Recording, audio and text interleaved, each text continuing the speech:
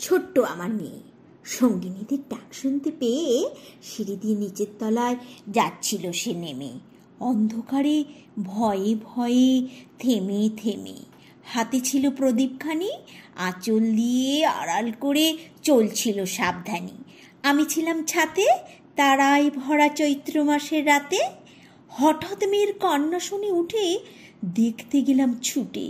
সিঁড়ির মধ্যে চিতে চিতে প্রদীপটা তার নিভে গেছে বাতাসেতে। সুধাই তারে, কি হয়েছে বামি?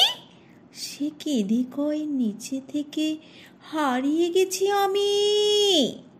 তারায় ভরা চৈত্র মাসের রাতে ফিরে গেছি ছাতে। মনে হলো আকাশ পানে চেয়ে আমার বামেরই মতো যেন অমনি কে এক মেয়ে, নীলাম্বরের আঁচলখানি ঘিরে দীপশিখাটি বাঁচিয়ে একা চলছে ধীরে ধীরে।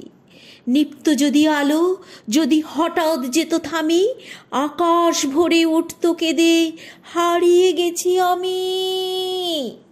বিশ্বকবি রবীন্দ্রনাথ ঠাকুরের হারিয়ে যাওয়া।